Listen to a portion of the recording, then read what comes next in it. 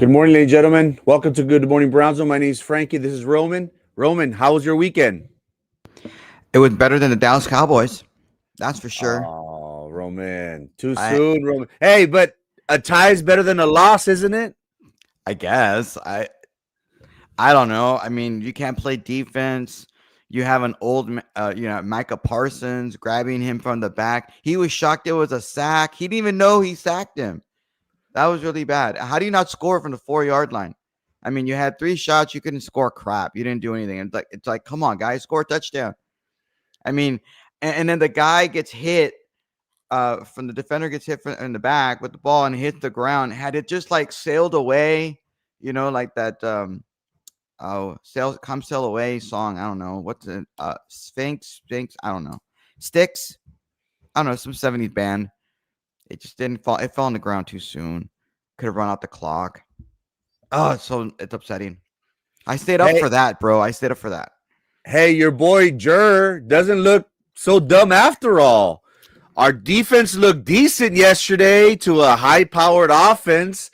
The Packers did, open up the brink trucks for Micah Parsons, so maybe that trade after a few years isn't going to be so bad after all, Roman, after yesterday's performance. 40 points. It says the defense was great. What? What's wrong with you?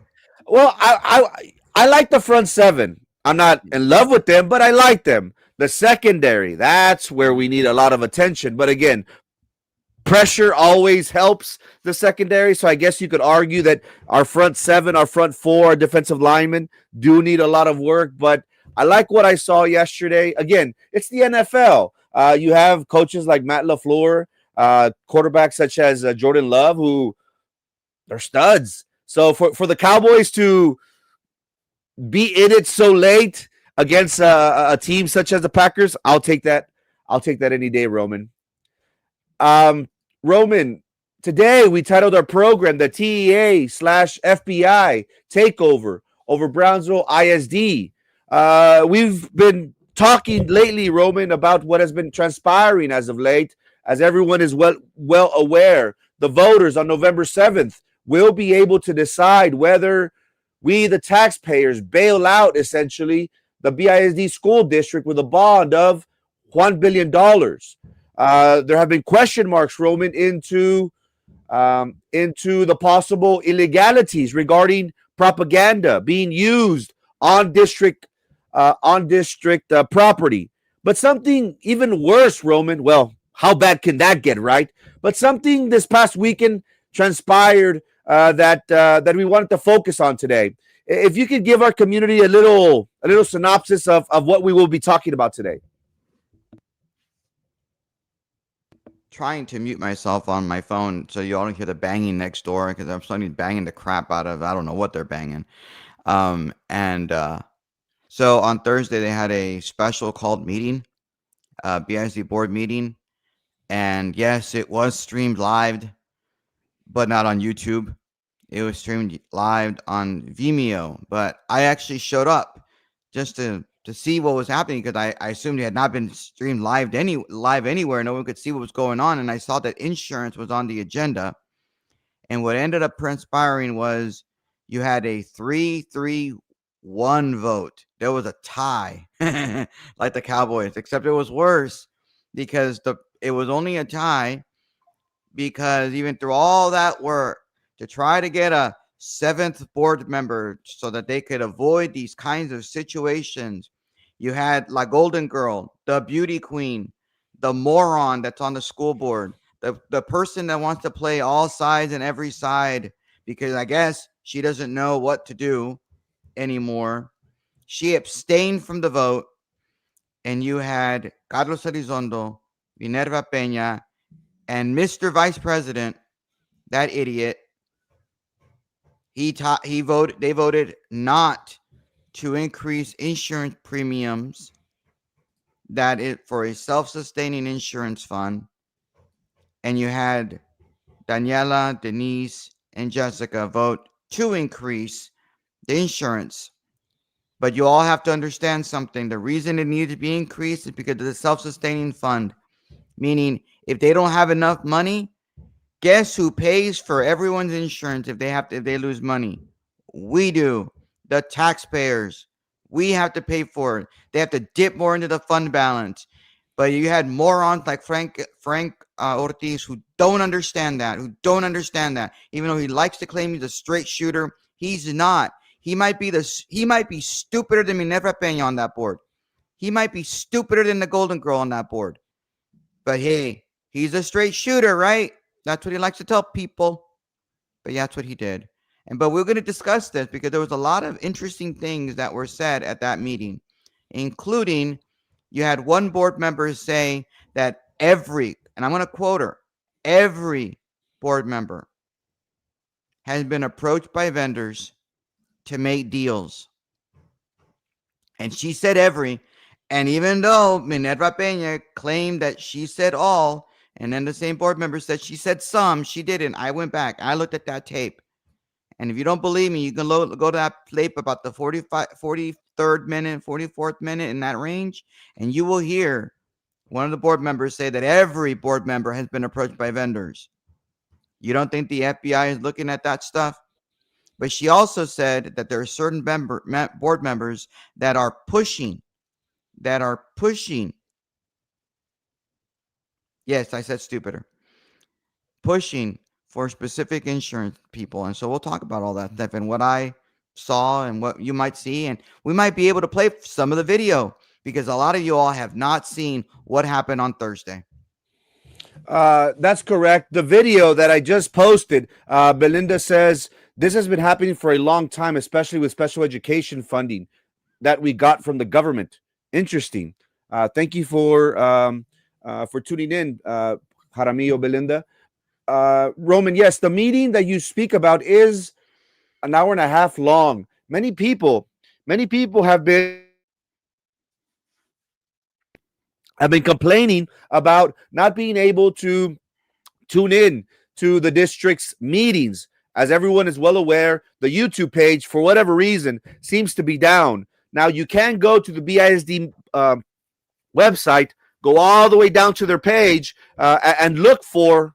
It's kind of tedious and makes it very difficult. But you can tune in. We can tune in, and maybe I need to do a better job of sharing that link, possibly going live, Roman. Maybe we can do that and discuss what's going on, play by play, so to speak. But a lot has been happening, Roman. A lot has been happening in the school district as of late, and what we're going to talk about today, it's even more juicier. If you can think of, if you can even call it that, because we have been talking about school closures. We were criticized, Roman, for stating that our sources stated that 11 schools will be closed. We had teachers' organizations calling us liars. We've had people say that can't be. 20% of BISD schools will be closed. You're nuts.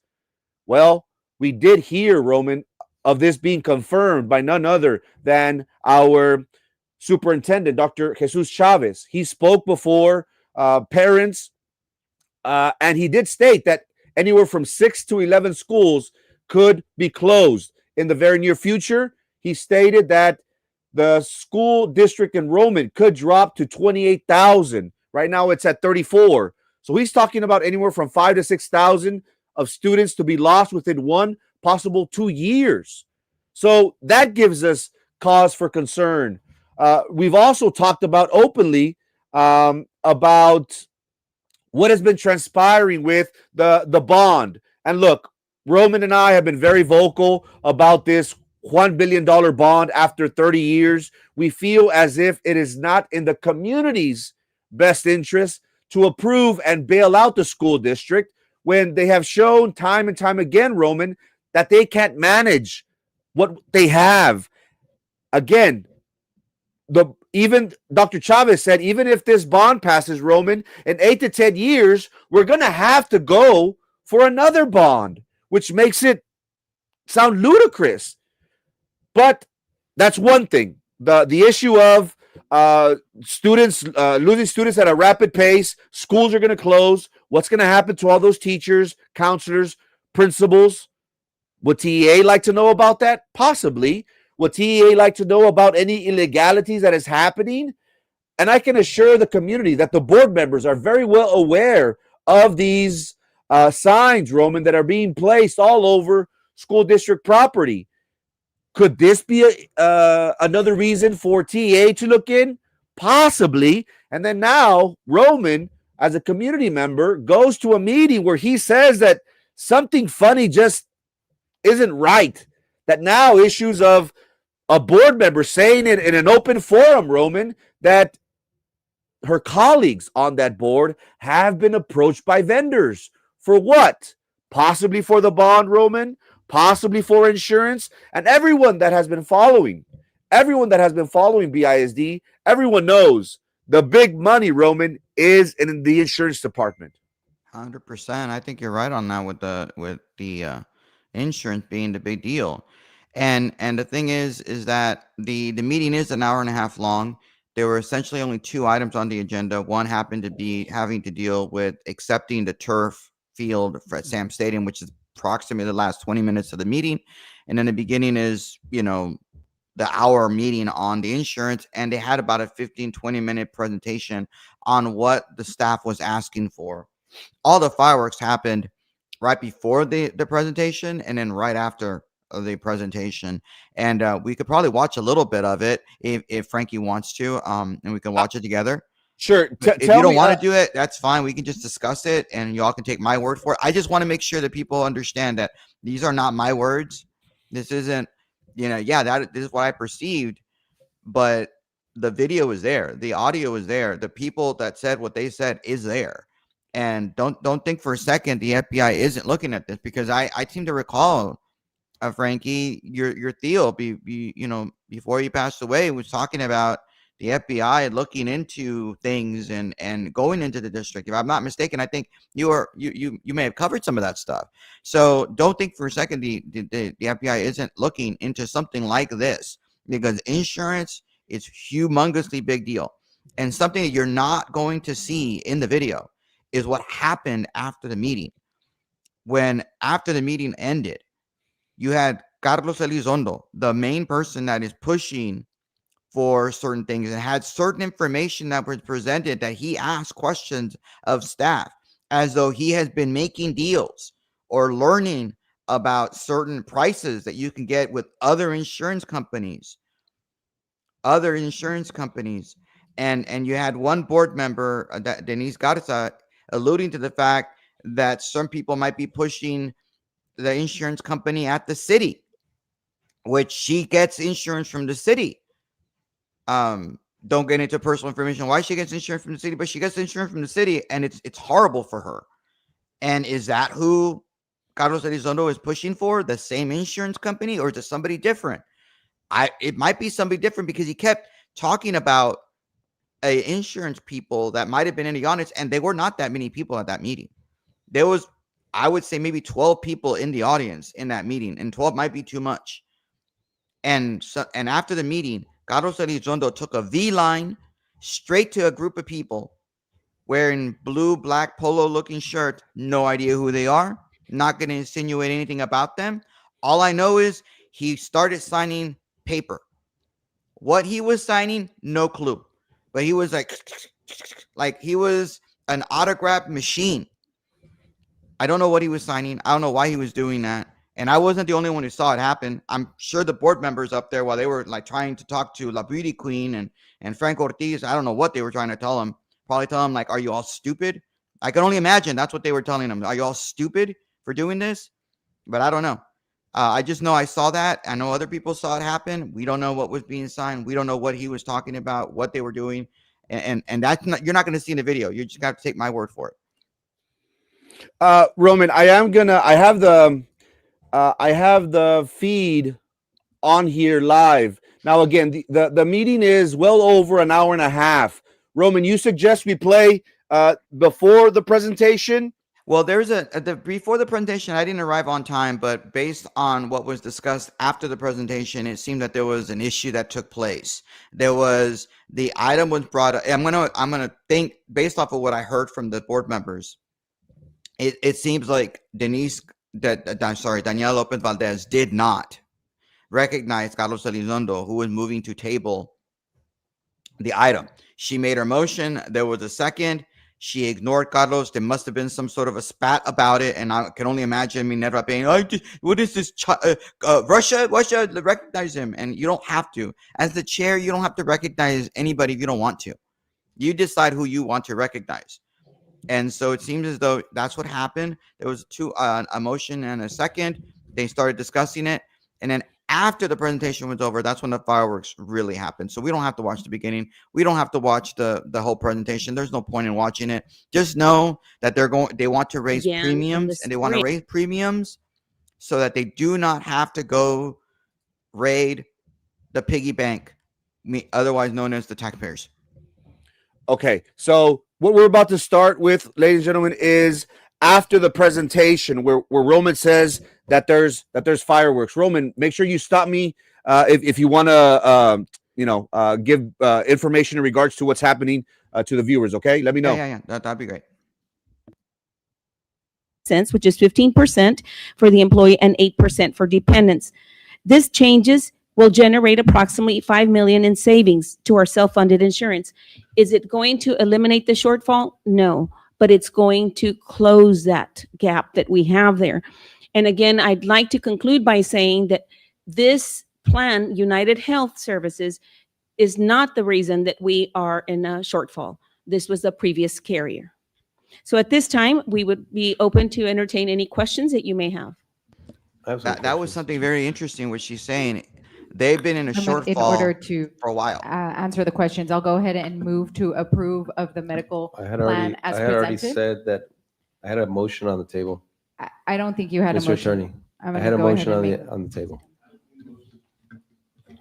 I don't think the motion was recognized by the chair at the time, but Well, you can make a my motion motion now. is to table this issue at this moment in time and bring up, there's other options that I think we can look into to where it's going to save the district and ultimately bring more money into the pockets of our employees and staff.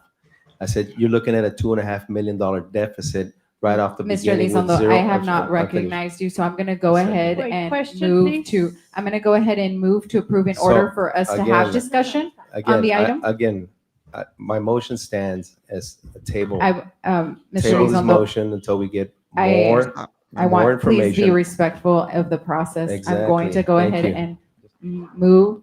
I'm going to move Again, to approve the my medical motion plan stands as And tabling as it. presented, I have a which question for includes the the attorney, following President Daniela changes. Lopez. I have a question, Ms. very Peña, important. Please don't. I will go ahead and let you ask questions. I have to move to approve, and then I wanna if there is a ask that second, then we before can have, Well, I've said. there's Sir. a motion Okay. and there is a Fine, second. fine, may I ask now the attorney? Now we can go ahead and answer Mr. Elizondo because he has a question. I had a motion on the table before you actually started speaking, ma'am. I did not Thank you. recognize You you as a recognized me chair. at the beginning. and recognizing You can you right now. recognize me at the I'm beginning of recognizing the right meeting, now. ma'am. Yes, Mr. Elizondo, Yes. please ask your question. It's not my question, it's my motion. And I'm asking for a second to table it till we get further information. I do have information. If you want me to play it on audio, I will do so. Where there are some people here taking money on the table.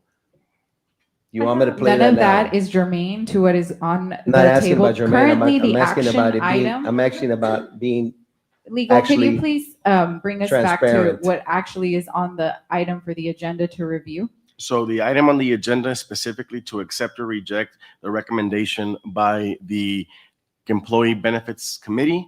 And they made the recommendation right now, what it is they're seeking approval for. I have a question for the attorney. Frankie, Yes, can Okay, you pause it real quick? Sure. I understand that the chair runs the meeting. Okay, so there's a couple of things I don't know if y'all picked up on. I don't know if you've picked on it. Carlos is saying that he has audio of people taking money under the table. Did you pick that up, Frankie? I did pick that up. Yes. It's frightening that he has audio of this, and it's like, what? You have audio? I want to play it. Why didn't he play it there? And secondly, if there wasn't an item on the, if in order for them to have discussion on something, they have to have a motion and a second. So why wasn't that motion and a second, already said, hey, there was a motion and a second. And so once Carlos is recognized, once he's recognized for a point of order, which he should have said as a point of order, point of information or something, so he could be recognized, and that wasn't the case, he could have then said, hey, I have a motion. He's right. He was recognized. He has the floor. He can make a motion. if he wants to. He should have been able at that point to say, hey, I want a motion, but he didn't word it properly. He should have worded it to amend is what he probably should have done. But anything else you picked up on in the so far that we've gotten in the few minutes that we've already been watching? You can see the fireworks happening already. Yes, just very, very interesting that Carlos would say that. So he's essentially saying that he has audio of one of his colleagues Or more. or administration possibly accepting money. That's what he stated, correct? Yeah, we can rewind the tape if we want to. Let's rewind it and go find it. I've never seen this. Is on the item for the agenda to review. So the item on Where you actually started speaking, ma'am. I did not Thank recognize you. you You as the recognized chair. me at the beginning. recognizing You can you right now. recognize me at the I'm beginning recognizing of the right now. meeting, ma'am. Yes, Mr. Yes. Please ask your question. It's not my question, it's my motion. And I'm asking for a second to table it till we get further information. I do have information. If you want me to play it on audio, I will do so. Where there are some people here taking money on the table. You want me to play None that of now? that is germane to what is on I'm not the asking table. about Jermaine. Currently, the I'm asking action about it being, item. I'm asking about being Legal, can you actually please bring us back to transparent. what actually is on the item for the agenda to review? So the item on the agenda is specifically to accept or reject the recommendation by the Employee Benefits Committee. And they made the recommendation right now, what it is they're seeking approval for. I have a question for the attorney. Yes, Okay. ma'am. I understand that the chair runs the meeting. Yes, ma'am. I have never seen this in 17 years where the chair controls who is allowed to speak and who is not, and you as the attorney give her that authority. I have never seen that in the Robert Rules of Order where you choose not to allow them. I had never seen an attorney back that up the way you're doing it now. And so you're saying, well, she didn't recognize you.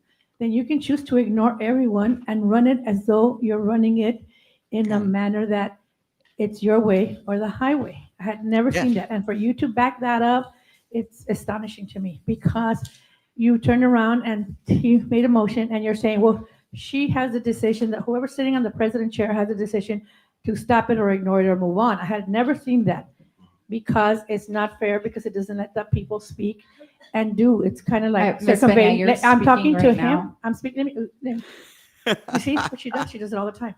And I've never seen it like that. This is the United States of America. Ms. Freedom Benet, of speech and allowing to speak. I am allowing you to just saying- speak. Please have your closing thoughts.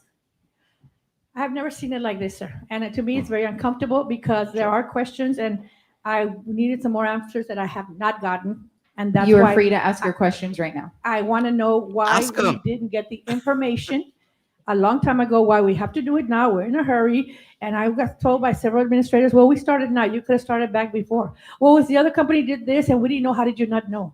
You see what I'm saying? I'm asking a question, see? No, I'm just trying to make sure that we're discussing what's germane to the actual It is agenda germane to item. the agenda And the item that agenda they're trying item to get is this approved and Medical not letting us speak of premiums. questions.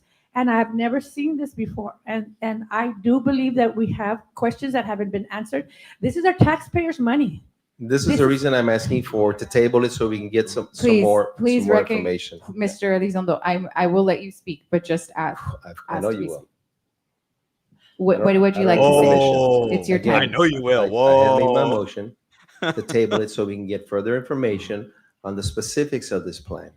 There is companies out there, and I'm sure that and thank you for being in the EBC, but they were given choices. There's companies out there that's going to give you a zero deductible, zero copay, and zero prescription. Would that benefit every employee of the school district? 100%. Was that offered to you? It's a question, sir. How does he know this, though, guys? We are seriously, how does he currently- know this? Is he dealing? Was that option offered to you? What I'd like to I'm do not is, asking you, ma'am. I'd like to I'm just not clarify. asking you, ma'am, please. So Carlos is insinuating that he is aware of prices, monies. Is that what you got, Roman? Yes. That's the thing, Frankie, is that he's telling everybody how much money it costs, 000, and he wants to get the staffers to answer, hey, was this offered to you? How does he know this? Yeah, I get he's in the medical field, but later on, you're going to hear him talk about how much certain medicines cause, like Manjaro. I'm sure you've seen the commercial for Manjaro. Like, he knows this stuff. Why? How does he know these things? Didn't we have an issue with Minerva Peña a few months ago talking with Spectrum or Charter Spectrum about prices for cable and not cable to do the BISD TV channel? It's like, why are these board members doing these things? Why? Like, how does Carlos have this information? How does he have this audio of some people? And I'm gonna assume that it's board members, some board members, all board members. I mean, again, later on, you're gonna hear one board member say everybody has been approached by vendors. But yeah, so yeah. By the way, somebody's asking, when did this meeting take place? This meeting took place at 5:45 Thursday evening, while everybody else was getting ready for, I don't know, the weekend. They were having a specially called meeting. And I want to also point out that this item on the agenda was also on the regular meeting earlier in September, but was tabled by Carlos. And so they have had weeks since that board meeting to ask these questions that they are now all of a sudden asking, grandstanding, doing their little bit that Carlos and Minerva and you're going to see Frank do, and you will see later on what La Golden Girl has to say.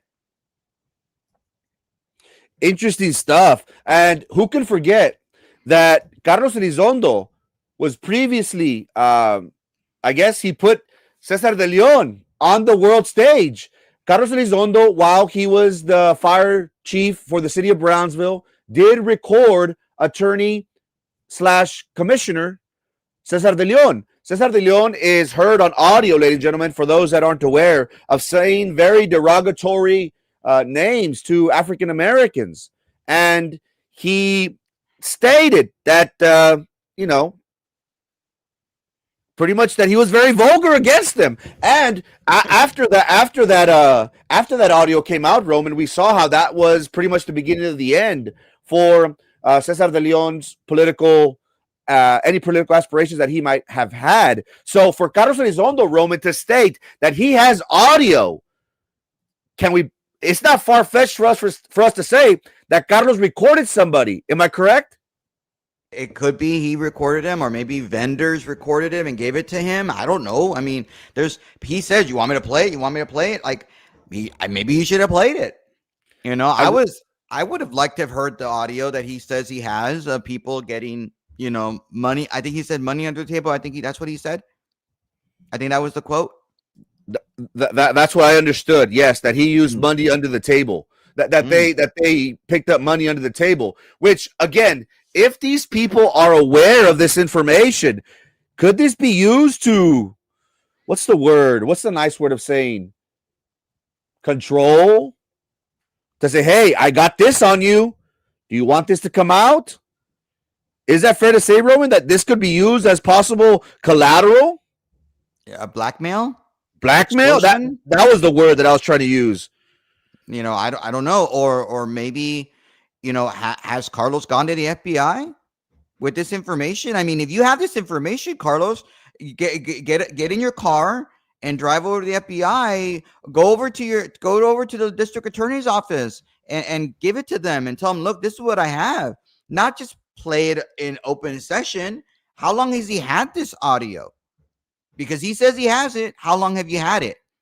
And are you using this to use it as a blackmail, extortion, or whatever? I'm not calling him a criminal. I'm not insinuating he's a criminal. I'm just saying, hey, why not give this audio to the authorities? You should do that. You go now. I'm sure you're watching somewhere. One of your buddies is watching the show right now. Hey, call your buddy Carlos and tell him, hey, go to the FBI, go to the district attorney's office, go over to Brownsville PD, go to BISD police. They have a new police chief over there. That chick, go to her and give it to her. Hey, look what I have. I mean, unless you just want to grandstand. Is that all Carlos does, is grandstand, or is he lying about the audio he has? You know what? Get on your Facebook right now, guy. Get on your Facebook right now and play that audio so everybody knows what was going on. Again, or is this just a show? Is this just part of Carlos's show? I don't know.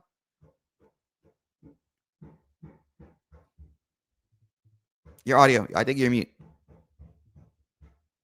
these are some strong words for a school board member to state in an open forum, pretty much making allegations that some of his colleagues or possibly administrators are on the take. The logical thing, Roman, the logical thing for anyone would have been, well, if he is a school board member and he wants to be for the people as he claims to be, and if he sees something that's happening and he knows that it's wrong, doesn't he have a duty to report this? Doesn't he have a duty to come forth to bring those people that have wronged the community members? Why isn't he doing that? Is it because he's aligned with them? Is it because he's against? But that's the thing. If Carlos has something against that person, why didn't he come forward? Because we know if he has people on the opposite side, the adversaries, the girls, he would have published that information quick. Unless he wants to bribe them, unless he wants to blackmail them and say, hey, I got this over you. Give me what I want. Possibly. But that within itself is part of corruption. You see something wrong and you don't report it, you use it as leverage. That within itself is partaking in the very same thing that you were sworn to fight against. So that's an interesting topic. Again, people that are just tuning in, Carlos Elizondo, school board member, did state that he has audio of people taking money under the table. Who is he referring to? Is he referring to board members? Is he referring to administration? Let's continue. Please. Mr. Elizondo, let's be respectful. I am Let's being let them respectful. I asked answer the the question question. to the gentleman. This is the second conversation. Let's just be respectful. Whoever needs to answer Was could answer. that and offered to you? And if you do not feel comfortable, Ma'am, you can also defer to. Why are you blocking it, man? I'm just making This sure is that the we're EBC respectful. that you depended on. I know. Go Was ahead. that option given to you? Zero deductible, zero copay, Before and zero benefits paying prescriptions. before It's just a yes or no. You don't have to give me a no, you know. what I want to know is if I'm able to answer the question. Of course That's you my are. question. Yes, of course you are. Yes, sir, you're able There to will be answer no the question. retaliation against you. Oh no, I'm not worried about We're in retaliation. 2025, I'm not worried things have about that. changed. This is what I'm fighting for your benefits. And I told Hold you on, this, and I let's- told you this 2 years ago. Remember we had that conversation over there? And I said, I'm not asking for myself, I'm asking for you. I mentioned it to you 2 years ago. You told me we would sit down and talk about it. I just want to ask, was that offer on the table for the staff to accept or decline? Zero deductible, zero copays, and zero prescription out of pocket. Let me say this, and I Sir, hate let to him answer interrupt. it, No, I'm please. going to interrupt. Sir, and let I'm him sorry about answer, that. please. Let Sir, me say it's a this. question. It's a question. Let Sir, me say excuse this. me. I'm speaking. I'm sorry, but I mean, Well, I'm well, I'm hoping sure that, you're yes, sorry. I get the opportunity to speak Well, as let me well. finish with my question. You can speak Well, you've after already me. asked it like 4 or 5 Yeah, times, he so hasn't let answered. me You speak keep now. interrupting. Okay, Sir, let's was get that back. offered? Mr. Elizondo, please don't Was overspeak. that offered? I want to Ma'am, address please. the speaker. When Mr. we Haynes, asked, this conversation you and I had, was that offered, sir? No, see, what is important here is that there's a process to be followed. 100%. Was that option okay, let him offered? speak. He's not done, Mr. Yes, Elizondo. It's just a yes or no. I'm No, it's asking not a for- yes or no. Yes, He it wants is. to explain It's my himself. question, ma'am. Okay, It's my I would like question. to call, we need to make order. I'm I'm going not to call the done. question and I'm going to let Mr. Mesa speak. Thank you. Thank you. Because there's a process to be followed. And I needed permission to answer your question. Sir, And you can I've been speak. granted permission. And no, the answer is no. It was never offered. No. This It is ha- what I'm talking about. This is the Okay. reason I'm asking for But- Wait, he's I- not done. He's not done.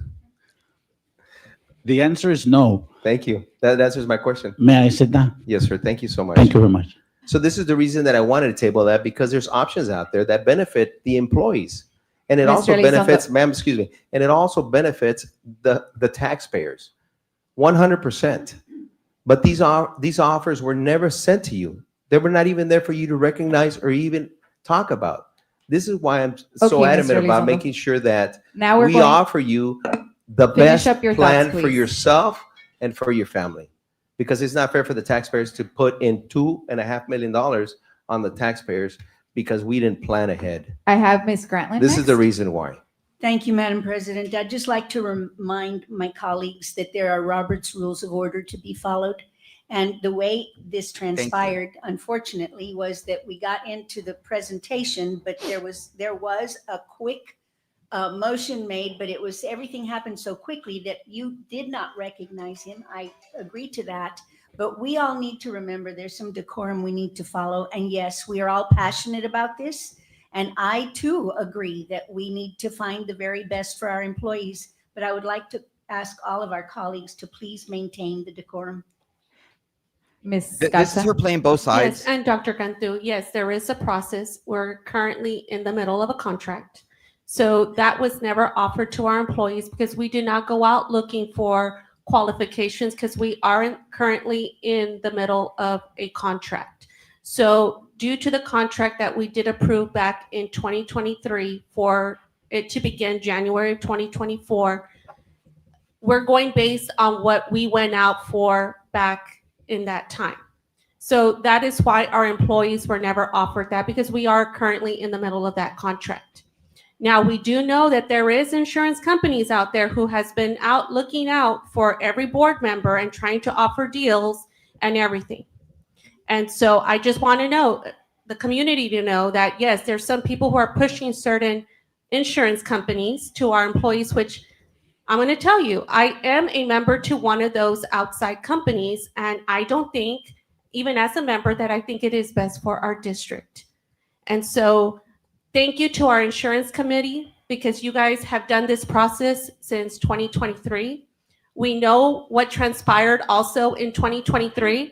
There was board members who also had information, part of that CSP, that was not privileged information to us, which also I think would have violated that process. And so again, thank you guys, because you all use this insurance and you guys look out for you all, and you all look out for the rest of the employees of our district. And I want to tell you that this is a very good offer, because I currently have insurance with the city and we don't have a $750 deductible. I did not get a $2.25 increase. I got more than that. I'm paying at the end of the year over $1,000 more because I need that insurance. So thank you all again for taking the time. You guys do this so passionately. I know you all have been doing it for some years. So thank you. And I just want to say that as a former BISD employee, I wish I had this insurance coverage. Ms. Can I have a Gonzalez. correction, Let's pause it there. please? Let's Ms. pause it there. Gonzalez first. Let's Thank pause it there. you. Just to clarify, also with legal, today, Okay, so you heard her, right? You heard what Denise said, that she said that there are insurance companies that are trying to talk to every board member and push certain things, right? That's what she said. You Right. heard that? Okay. Right. So there is something, and she also pointed out something that is also interesting, is that Carlos, is she alluding to the potential that Carlos might have screwed up a bidding process? Is that what she's saying? Is that what she's alluding to? That someone did, that someone gave information, right? Right. And is it possible that it's Carlos? I don't know. I just had this suspicion that it's Carlos. I don't know why. Because Carlos seems to be the leader in all this, right? He's the one, of him and Minerva and Frank, he's obviously the smarter one, but that's not saying much, right? Not saying much.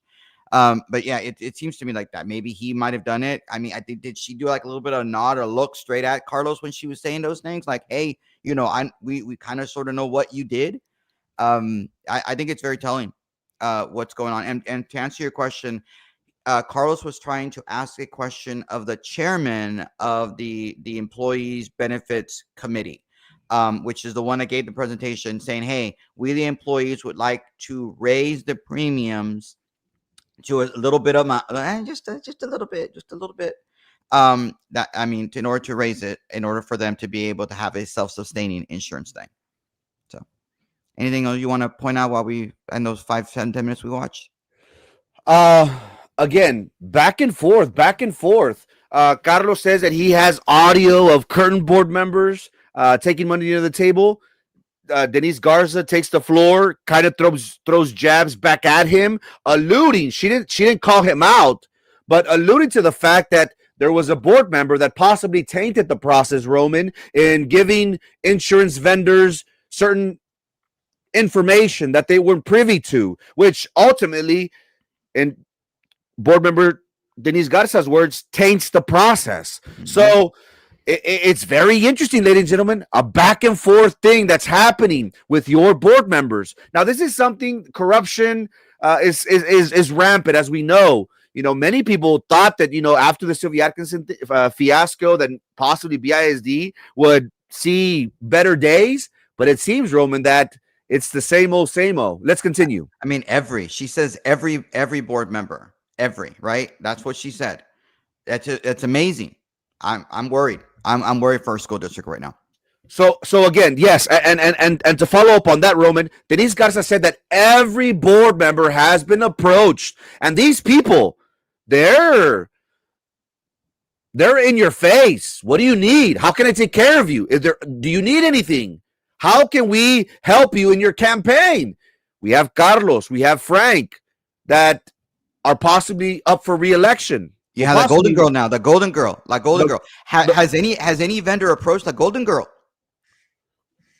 Well, again, Denise Garza said every board member has been approached. Now, ladies and gentlemen, this is unprecedented times because BISD, in 1 month, ladies and gentlemen, in 1 month or less than a month, you will have the opportunity to vote on a bond of $1 billion. Okay? So just imagine architects, attorneys, financial advisors, people with construction. There's so many people, Roman, that desperately want this bond to pass because they could see the pot of gold. Not only that, Roman, the board members now, they're flirting with vendors. The big ticket item is insurance. And look, I think insurance is in the millions of dollars that gets paid out, anywhere from $8 to $12 million. Just imagine the pot of gold that is. And these vendors, they want to stay in power because their contracts are worth $2-4 million with minimal work. As long as you renew, you keep on making the big bucks. So interesting take, Roman. Interesting take by Denise Garza, stating that every board member has been approached by vendors. Do you think? Go ahead. Do you think that maybe Denise or Jessica or Daniela have already gone to the FBI with this? I mean, if they've been approached, do you think they've gone to the FBI? Because it seems as though Carlos is not, because he has audio. Do you think that Denise, Jessica, and or Daniela have gone to the FBI with this information and said, "Hey, we being approached by vendors. This is what they're doing." I think they're those three. I may not agree with everything they do politically, but I think they're astute women, and I think they did. That's just what I think. Roman, that is the right thing to do. Erasmo Castro was criticized for taking information that he had against Sylvia Atkinson. What ended up happening? She was charged. She was found guilty. If Carlos Elizondo, who stated in an open forum that he has audio of people taking money, of corruption being done, why hasn't he gone? Possibly he has, Roman. We don't know that. You know, maybe he has gone to the FBI. Or, playing devil's advocate, could he be using this as leverage, as blackmail? Because these individuals, if they know that something is being done wrong, they need to address it. They're board members. That's what they took an oath for. Frankie, why would Carlos go to the FBI? Let's say he did go to the FBI. Do you think the FBI is going to tell him, "Hey, we want you to play this audio in public so everybody could see this"? I mean, wouldn't that be like a bad thing for him to do? So that's why I don't think he's gone to the FBI, because they're going to tell him, "Hey, this is information. Don't be spreading it. Let us do the investigation. Let us do our part." Or does he think he's smarter than the FBI? I think he thinks he's smarter than the FBI, but I don't think he's done it. I just don't believe it. It doesn't make any sense for him to play it out in public or threaten to play it out in public. Roman, you have TEA and FBI just salivating at this video, Roman. They really are. You have board members going at each other's necks, making serious allegations, Roman. Are But you... there- But there was no TV there. There was no Gary Long there. Nobody even knew that there was a live. I mean, you probably had Frank out there saying, "Yeah, it doesn't really matter what happens. It wasn't on live. It wasn't on live. It was, bro. It was." Now you're not my bro, Frank Ortiz, but you know it was live. You don't think that the people that want to see it did it, or at the very least, they're definitely watching now. They now know what that video is at because the video link changed, if I'm not mistaken, Frankie, because I think you tried playing it, on Friday and it didn't work for you. You had to go hunting for it. You had to go find that video link. Luckily, we were able to find it for you all. Again, BISD makes it very difficult. They don't want you to know. But again, Roman and Frankie will keep you up to date with everything that's going on. Let's continue. Today, we are only talking about premiums. Today, you're only talking about whatever the committee's recommending you. So Correct. whatever they presented that the recommendation is, that's the only thing you're evaluating to vote on. Okay, great. I just want to make sure that we're not talking about anything that's outside of the agenda. Thank you. Mr. Ortiz? Yes, a couple of comments here and a couple of questions. I do have our employees at heart. Okay, that's what I'm here, is to represent our employees and make sure that we are going in the right direction for them. As I listened to the presentation, I did see a lot of increases, and I heard the word increases. My question is, how did the options come about? Who came up with these options and who recommended these options?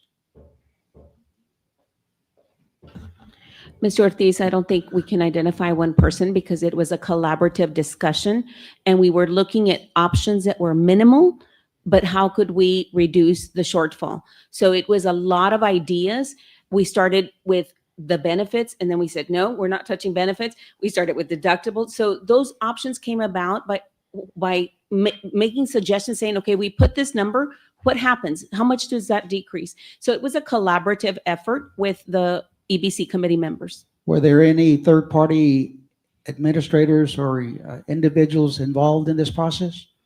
The only involvement, sir, was to make sure that we followed guidelines, both state and local guidelines and policy, to make sure that we were not stepping out of those guidelines. Did they have a say-so on the options that were brought before us tonight? Once the committee made some recommendations, the options were presented to see if, are we on the right track? Does this make sense? So it was more of a check and balance to make sure that we were in alignment with the regulations. So the answer is yes. To some extent, sir, but okay. My next question is, I'm concerned about the premium increases. I know it's only $225, but I'm concerned about our employees that only received that 2% raise. Not much, and I'm just concerned that throughout the year, where did that raise go? It went to cover these increases. The other thing that raises a red flag for me, I'm looking at page 9A. And I know that's $225 for this coming year, but then again, for 2027 and 2028, it's TBA, to be announced. I'm concerned about that. I mean, it could go way up next year and then the following year. So that concerns me. So this is why I'm saying I think that we need to go out for proposals and see what's out there and see if anybody else can give us a better price. I mean, that would be my recommendation because I'm concerned when I see blanks here and it says TBA. Mr. Ortiz, may I add something to that, Ms. Lopez Valdez? Yes, and I just want to remind our colleagues to remember what's actually on the agenda today. Thank you. Thank you, ma'am. Yes, as Mr. Castro mentioned, one of the things that this committee does very well is they look at data. And so one of the things he said is that we are going to look at data at mid-year. It doesn't mean that doesn't equal to a change. There may not be a change, but there's so many variables that are unpredictable. And then, so we will adjust accordingly. Again, I entrust the over 60 plus members of this community, of this district, that have spoken and are very involved with this process. So I trust that they are going to look at the data and make recommendations that are the best for employees at BISD. Ms. Granlund. Ms. Peña.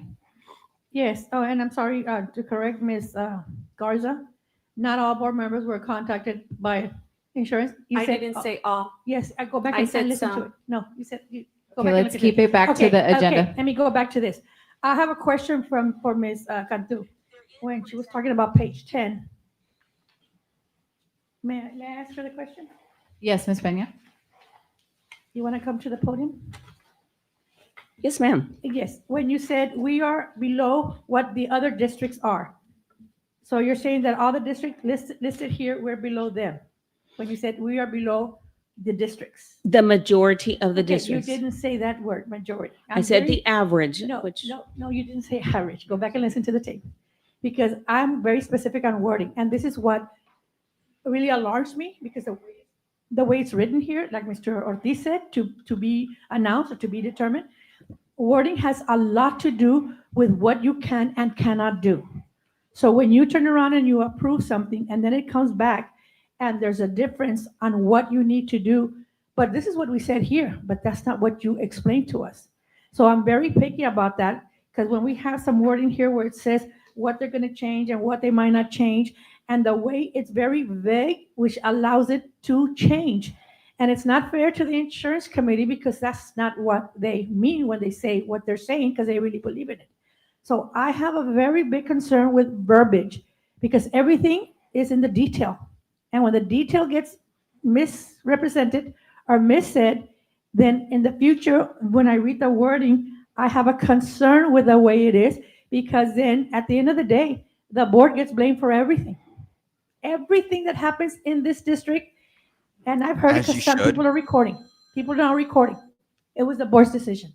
And I've always told people, I really recommend, I'm sorry, in 2025, you need to record every conversation that happens. Because if you're told one thing and they turn around and do another, that is not correct. The only thing is valuable is your word and what you stand on. And that's how I was raised, and that's how we are raising our students. So I'm very, very uncomfortable with some of this. I didn't get my questions asked, so at this point in time, You can ask your questions right now, actually. And the detail that I asked, from what I'm listening, I've already asked. They're not coming out, so I'm not going to ask to get the same answer that I got, which was incorrect, because I researched it and it was incorrect. I'm just, So I you just know, want to just tell as you, previous boards, and Thank you. first of all, thank you all for all of your work here, and and it's thank you nothing for the personal. And I'm EBCs. sorry she keeps interrupting when people are speaking. You're But it's nothing interrupting personal. It's just the way her. that I feel, because I'm very picky of everything's in the detail, because of where I worked in the past and how I was raised. I'm just in the trying to detail. state Please, facts. Make sure we keep it on ma'am, what's no one fact-based. else interrupts anyone. I didn't interrupt anyone. You're literally Okay, interrupting are her you right done? now. No, ma'am, I'm not. Can Okay. you please stop interrupting? I'll go ahead and let you finish your time. I appreciate that. So I just want to know if the changes that are listed here, Ms. Cantu, that's like to be announced, when is this going to happen? I mean, when you know how you have the years and the dates, how is that going to happen? Is it going to go back to the committee? the proposal that we have here has been discussed extensively with EBC, and it would go into effect in January of 2026. Okay, and you know how you said you have on hold deductibles out of pocket? That's on hold right now? No change on deductibles So in it's going any to plan. continue the way it is now? That is Is that correct. Okay, thank you. I want to stop the tape real quick. Ms. Grantland? I'd you like catch to bring that, a little guys? focus Did you all back catch into that? this issue. Our agenda item, I need to get Hold on, some hold on. clarification. Did you catch Minerva Peña say that in this day and age, in 2025, you have to record every single conversation? Like, she says that. She tells everybody you need to record. You need to record every single conversation you have. Is she telling everybody she records her conversations? Is that what she's saying? Is she saying that's what Carlos is doing? Is that what they all do now? They all record every single conversation they have? I mean, she talks about, this being the United States of America, not being Russia. I don't know. That seems a little bit like Russia. You ask me. I don't know. And she also does point out the fact that that Denise says all. Denise did not say all. She said every, different word. So if you want to be all legalese or whatever, that or very focused on the details, como dice Minerva Peña, she did not say all. So Denise did not lie and say that she did not say all. She did say that she said some. She did not say some. She did say every board member. And is it possible that maybe they haven't gone to Minerva Peña because nobody can stand her? Or is it possible, just putting it out there, they don't feel they have to go to Minerva Peña? They just have to go to Carlos because Carlos controls her vote? Interesting. Is it possible that they haven't gone to Frank Ortiz because they don't have to go to Frank Ortiz because Carlos controls his vote? Or is that potentially what just people believe, that Carlos controls their votes? I don't know. I really don't know. Just putting it out there. Just asking questions. Crazy stuff, man. And again, if you would have said this, Roman, nobody would have believed you. Everybody would be like, man, you're crazy. There's no way these board members would be saying those things in an open forum. But hey. Hell, you didn't believe me. Well, it was kind of like, again, I didn't put it past Carlos that that he recorded somebody. You know, that's what he does. That's his MO. But for him to string these people along, you know, maybe he's just making this up. You know, maybe he just wants to, I don't know, scare them, intimidate them, because in the back of their mind, they're going to start saying, what did I tell that vendor? You know they did if they haven't already, Roman. You know they're going to go back into their conversations. The smart thing would have been for these people. Now, is it far-fetched that the vendors themselves are the ones that recorded? Because if we think of corruption throughout the school districts, Roman, in particular, I'm thinking of Donna ISD. It's usually the vendors that are wearing a wire. It's usually the vendors that are the human source, so to speak. Maybe they dropped dibs on Carlos and said, hey, this is what's going on. Possibly. Maybe they made 2 tapes, one for Carlos, one for the FBI. We don't know. Again, we're not saying that this is happening, but for a board member to state that in an open forum, Roman, is very, very troubling. Didn't we sort of have that when Sylvia Atkinson was, you know, recorded? It wasn't her that was doing the recording. It was the undercover informant or cooperating informant that was wearing the wire. Isn't that what happened, Carl Frankie? Am I misremembering what happened? Right.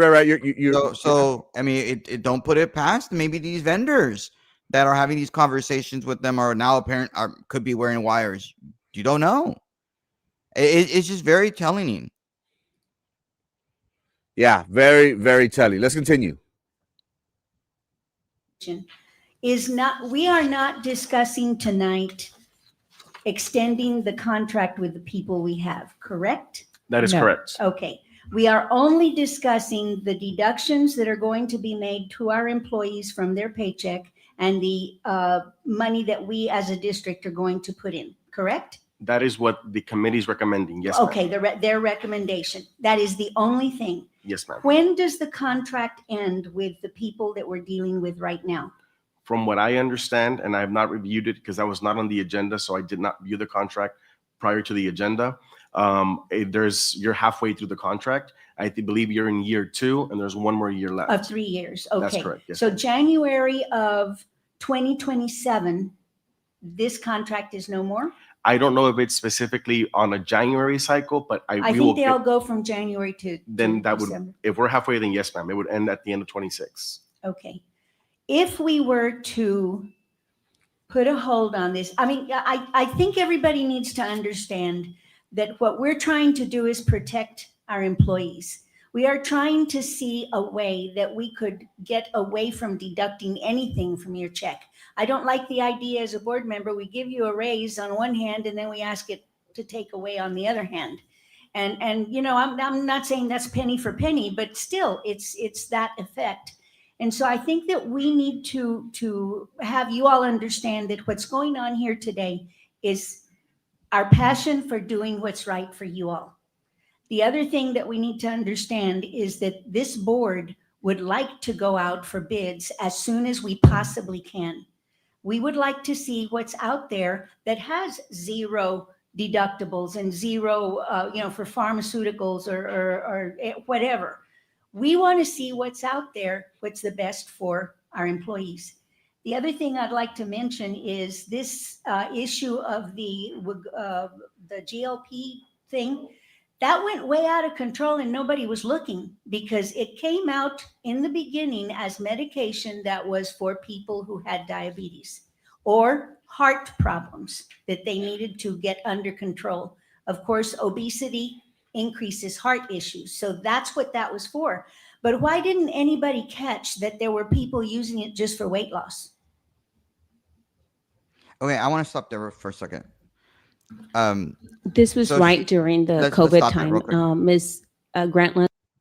And the reason I want to stop there is that there's a couple of things that she does there. One, she says, if I'm not mistaken, is this point she says that she's been looking at this for 2 days? Did she say that? Right. She says she's been looking at it for 2 days. Mijita, viejita, golden girl. This has been on the agenda earlier this month. Why were you barely looking at it for 2 days? You're able to ask these questions beforehand. Why did you just wait till last minute? You're an expert, you're a principal or an assistant principal, HR person, this expert on anything and everything at the school district. That's why they appointed you, right? That was the alleged reason why they appointed you, not because you're best buddies with Minerva Peña or that your cousin-in-law with La Esposa de Frank. That wasn't the reason why you were appointed, right? You were appointed because of your expertise. Why the hell did you wait for only the last 2 days to look at this stuff? And secondly, that's one thing. Then she talks about we want to go out. I almost want to replay what she says in terms of how we want to go out for bids or we want to be able to get you 0%. It's almost like she knows about this stuff. And then you see Carlos nodding his head like, have you been in conversations with these vendors, Golden Girl? Have you been talking to these vendors? Have you been negotiating this stuff? Have you been in meetings with Carlos Elizondo? Has Carlos been shopping you around? Not shopping you in a bad way, just like taking you, hey, come with me. You should meet these folks. You should meet with these people. I mean, didn't you just go through a training like very recently because you just got appointed to the board? That you had to go through a training where they told you what you can and cannot do. Were you meeting with these vendors to find out these things? And then you catch yourself and you realize, oh my God, I should have said those things. We want to protect the employees. You were the HR director. Don't you have the expertise to know that this has always been the case? Right? I mean, that you go at least maybe not at the BISD, but in the real world out there, you pay your premium out of your pocket. Your employer pays part of the insurance. Frankie, you're in the insurance industry. You understand this, right? Your employer pays part of it, and then you, as the employee, pay a deductible. It's your choice. You get to decide which plan you want. Whether you want in-network plan, out-of-network plan, you get to decide those things as an employee. It's your choice. Don't you know these things, mijita? Like you're an HR person, right? You're the expert upon experts. But it makes me wonder, has she been in these meetings? Has she met any of these other vendors? Has she done these things? Is that why she's trying to play both sides? Because that's what it felt like the entire meeting to me, that the woman is trying to play both sides. She's trying to pretend that she doesn't know anything about what these vendors are doing or what Carlos is saying, but she wants decorum. She wants everybody to get along. Let's all be nice. I think that's what she's doing. She's playing both sides, and people are catching on to it, and they're realizing what she's all about because she wants to run for this seat in next year, right? Does she want donations? Like you've been alluding to, Frankie? It's insane. But yeah, it's TA. It's a Texas Education Agency, not T. Not T. Como café. Anyway, I just wanted to say those things. And BISD did catch that and did question it. And as a result, the former insurance carrier did refund us some of the money. I do not believe it was 100%, but it was caught, but it had already dispensed some of it. How much were you refunded? $2 million. So that's a whole lot of that drugs. I mean, Yes, they it are is. expensive, but that's a whole lot. So at the point that you discovered it, I mean, it appears to me on the surface that went on way too long and somebody wasn't looking. And that's not a good thing, because if we are self-insured, then we need to make sure that we have people on staff that are really monitoring what's going on. This is one of the biggest expenditures for everybody concerned, for employees as well as for the board. And it's also one of the biggest liabilities that we have financially. And so I don't think it needs to be taken lightly. And this is not against you. I'm just saying, we need to make sure it's being monitored well. Who is in charge of the insurance department right now? I am, ma'am. Are you interim? No, ma'am. You are the person that's been dedicated for that. I have the privilege of supporting the employee benefits. Okay, I just didn't know. I thought there might be a vacancy. So back to the question at hand, Madam President, we need to deal with the issue of their recommendations. And then when does the contract end? It's at the end of 26. So the Because end this of is year 2. 26 would be December 2026? Yes, and if we are going to go through procurement, we would need to start sometime earlier than that. It would be maybe June, July, to give ample time to get it out to the different entities that are out there. Okay. Is it possible at this point to start looking for someone else? I will defer that to Dr. Chavez as our superintendent. Throw him under the Well, bus. what I can say is that any contract that the district is in can be looked at any time. Okay. The effects of what that means depends on the language of the contract, on what you're contractually obligated to do or fulfill, and also the effects of a contract of, for example, ending it halfway through the service and what that means for the district.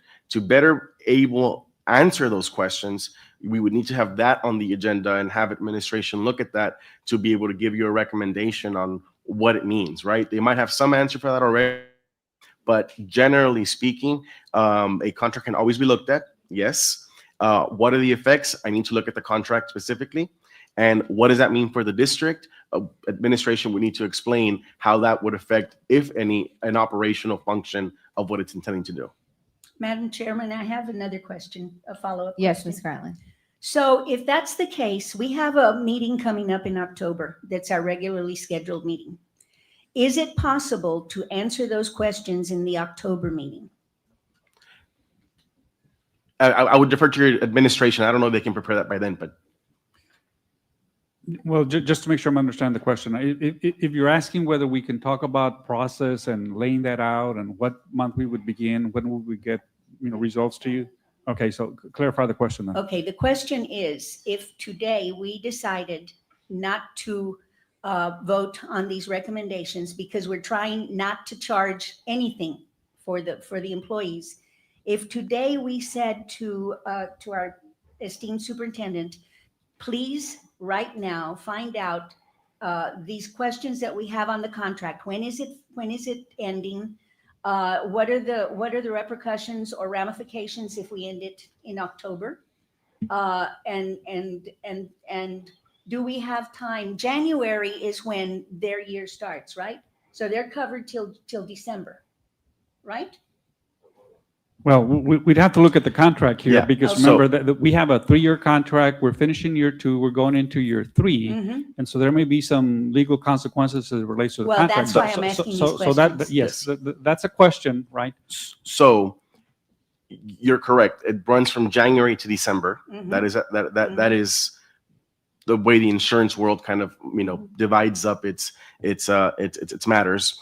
Without looking at the contract, Mhm. and just generally off the top of my head, based on my experience of what I see, it runs. That's why you have enrollment beginning at a certain time. That's why the coverage starts in January. That's why you issue new cards for your coverage around that time.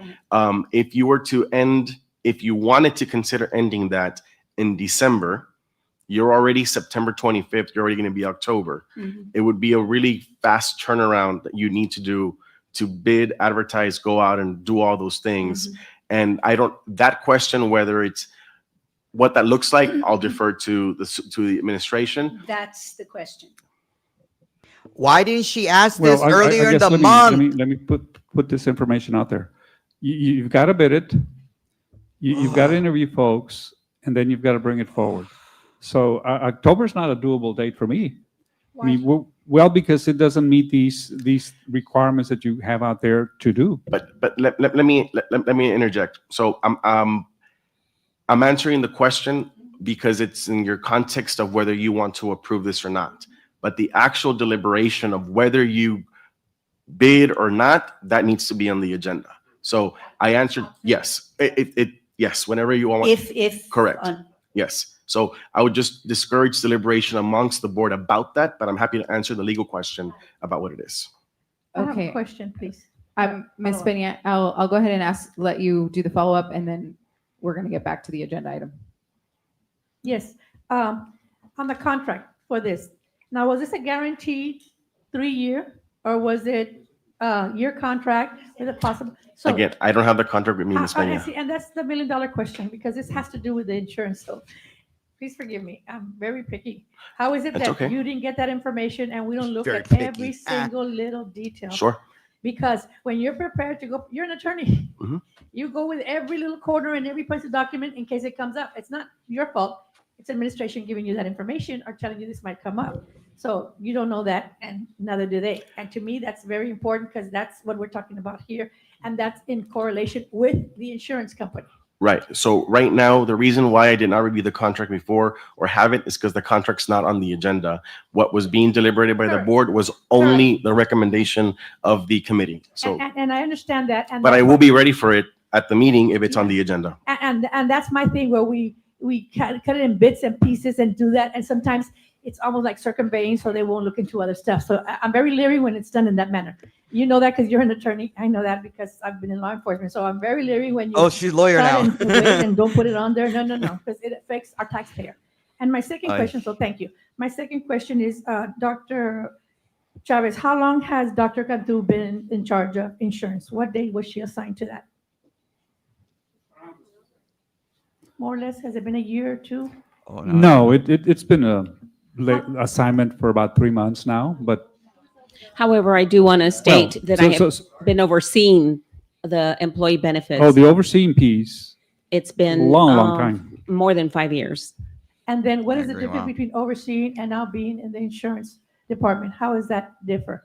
Is it the same thing? Well, I directly support the employee benefits, and I attended every EBC meeting when I was supervising it, and now I continue to do that. And I work with these incredible individuals to make sure that we're reviewing plans, we're reviewing the data.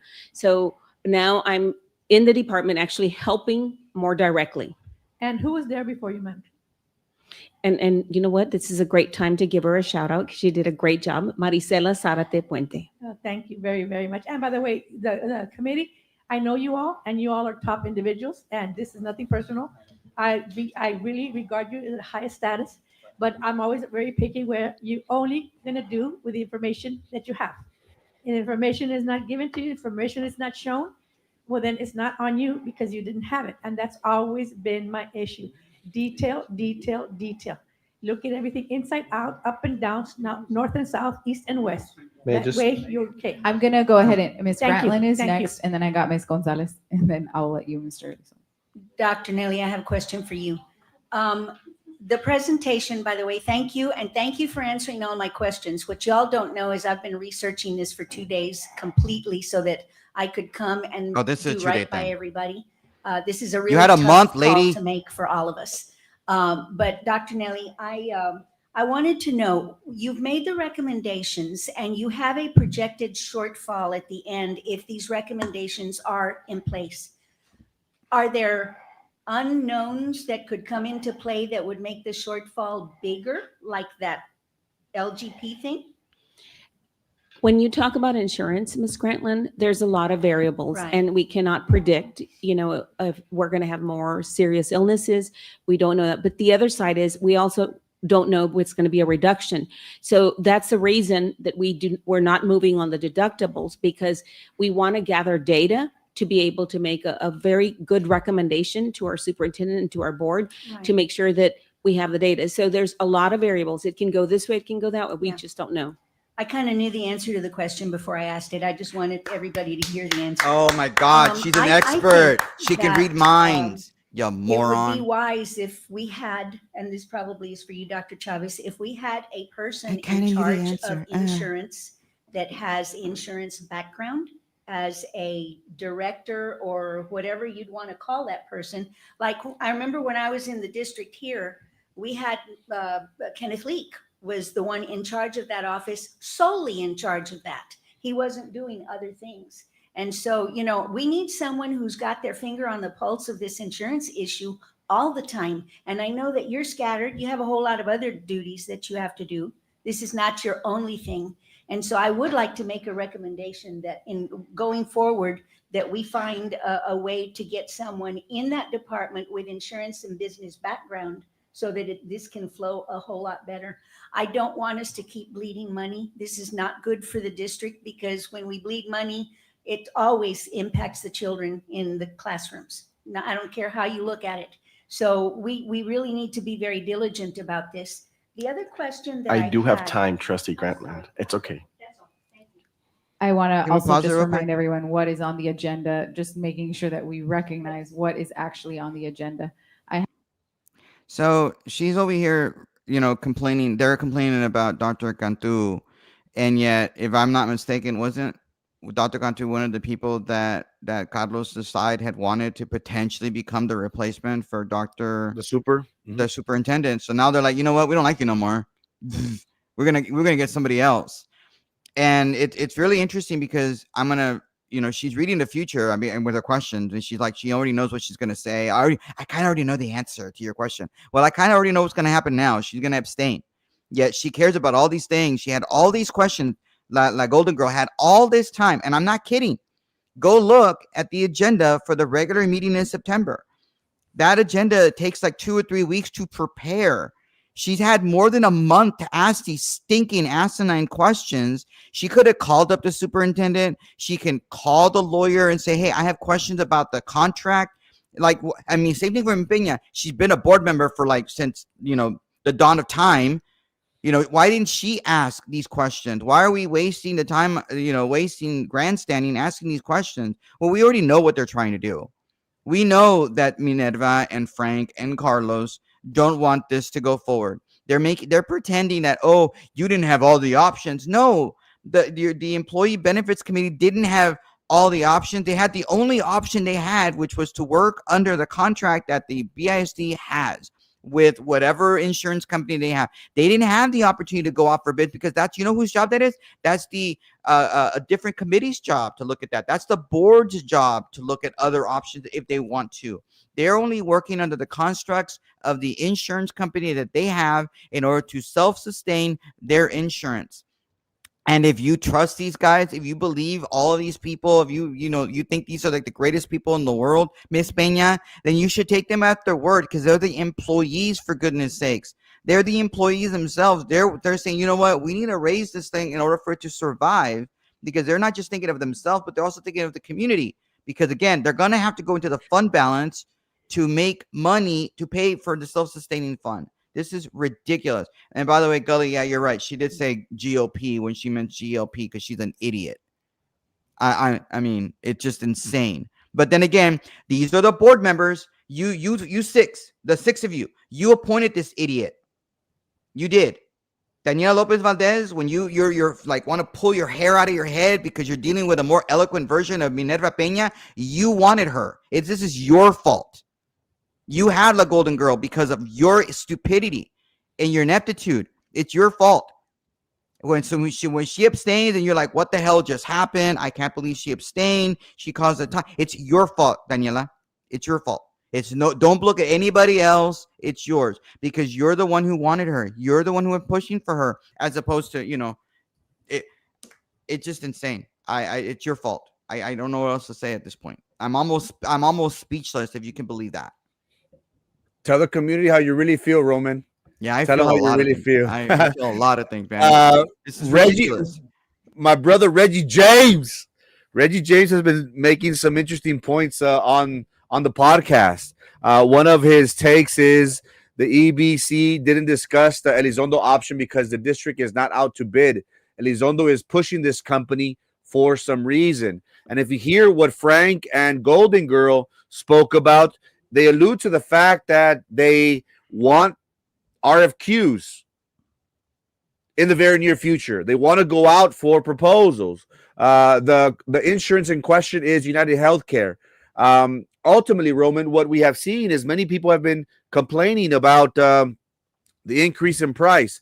essentially the board was applauded by the community for giving teachers a raise not too long ago. But what happens? It seems as if it's an even wash, because while they do get raises, their insurance also goes up. It's going to be interesting to follow the dynamics of what transpires as of late.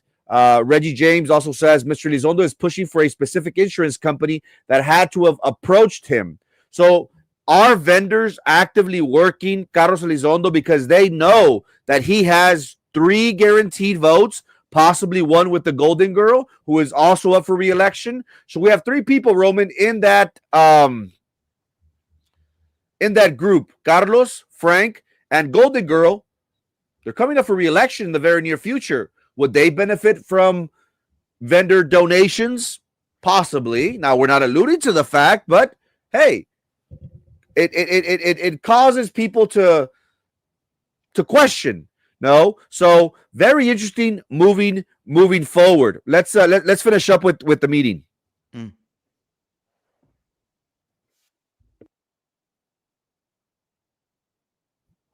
The EDC members are here, but I have gone to peek into a couple of your meetings, and it's mostly always a full house. So just please give the message that we're extremely thankful for all the work that you got. And I literally say work because I've seen all those papers that gets presented to you.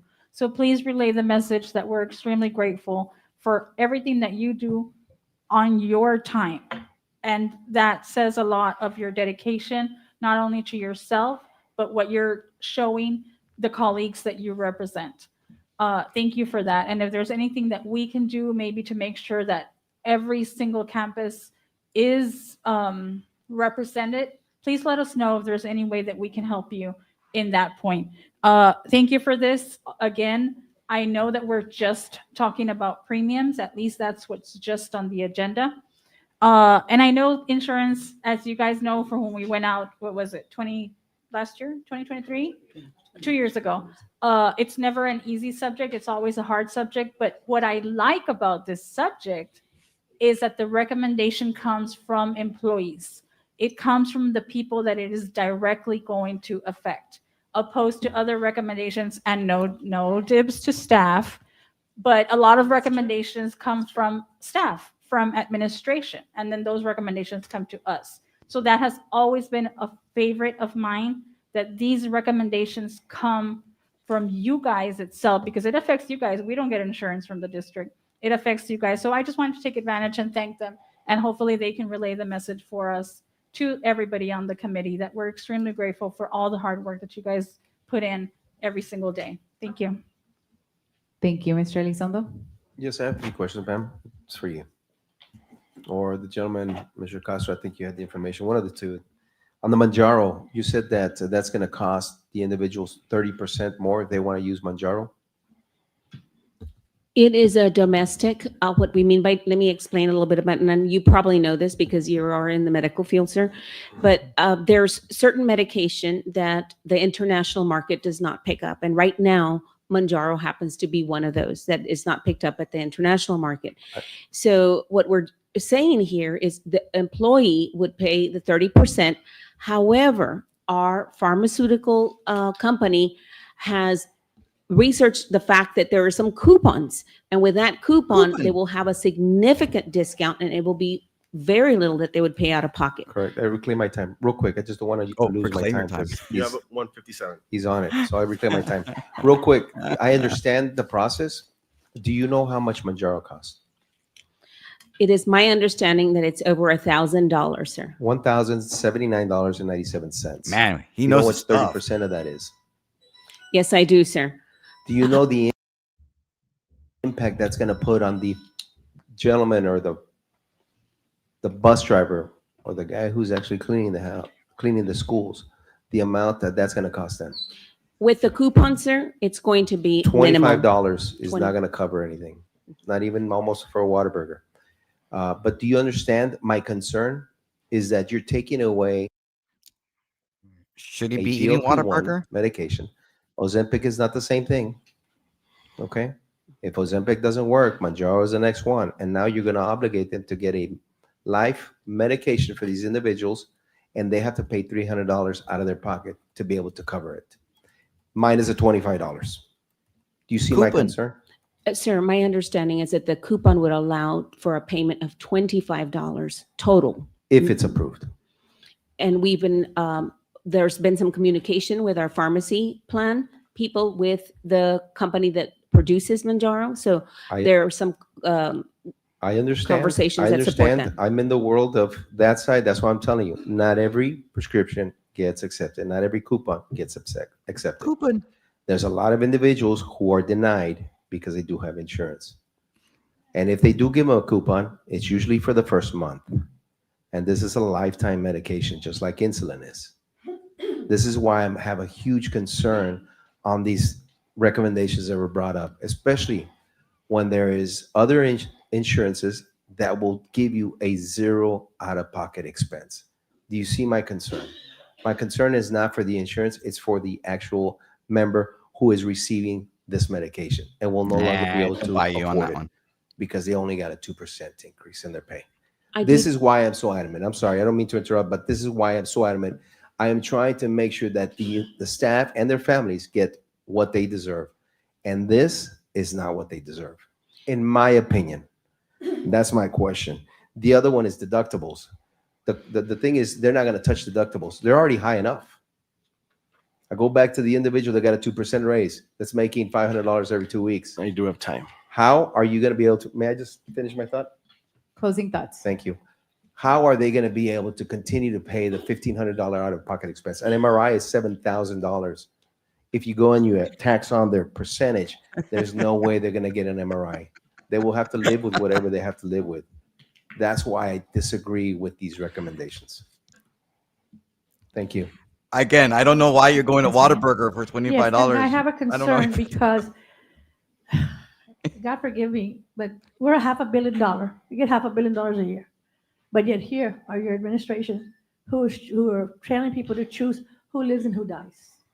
And I've already experienced that. And I do have With time, people. Ms. Minerva. Yes, I'm sorry. We have Closing time thoughts. already. So I have no more. No more. No, Why you're done. is it Shut like up. that? We're not in Russia. We're in the USA. I'm No, just, I'm follow, telling- I know I'm you're just going following the with it. rules. It's Robert's Rules I'm of just following the Order, rules. No, which is Robert's Rules the of Order USA. doesn't maintain that you shut people up in local 2 rule. seconds or 2 minutes. You can choose to do that, or you can choose to allow them to speak. Am I right? No. Ms. Peña, Yeah, closing presidents cannot thoughts. Closing that? thoughts. No, not you, sir. Closing Not you. No, no, no. thoughts. You have nothing to Closing do. Sir, nothing personal. How about you shut her up, This is a Daniela? local rule. Oh, okay. Yes. Thank you for verifying that, because I love when they throw Robert Rules of Order and it's not on there. I'm very specific with detail. You know that. But when we go to court, I'm going to have Ms. everything. We're gonna be Peña, prepared. closing Thank thoughts. you. Well, now they're going to court. Now they're going to court. Well, I just want to make sure that we value life more than money in your pockets. Ms. Peña, That's all. That's all I have to say.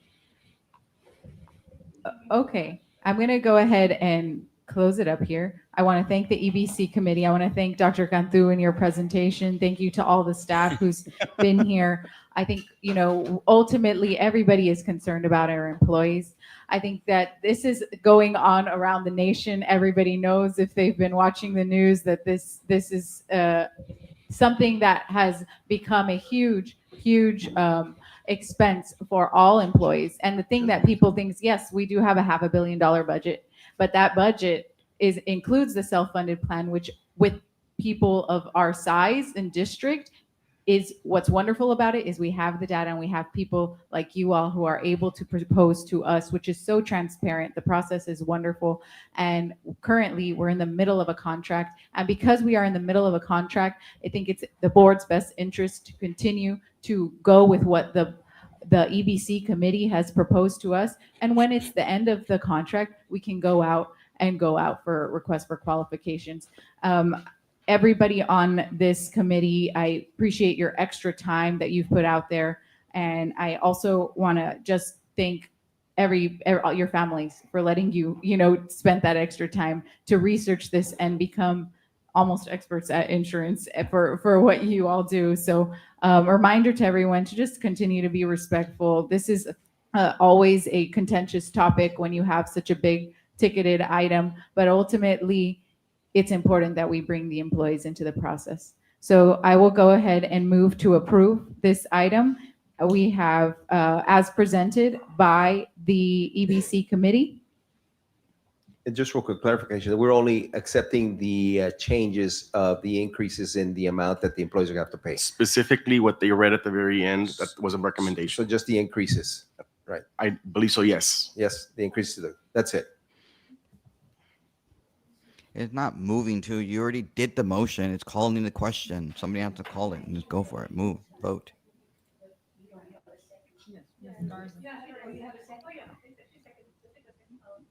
Can I ask a question? A motion has been made and seconded, so I can ask a question, correct? So we just went through the question round right now. Yeah. Now she's asking. Can I ask That is questions the now? BISD Like, board. mijita. Like that's what we just did. She's so stupid. We have a Again, motion she's a and a more second. eloquent version of Minerva Peña. And You I couldn't wanna hear thank the because she didn't committee. understand the You concept did of an pressing excellent the job. button for the I microphone. apologize that your information get was limited. It's not on you.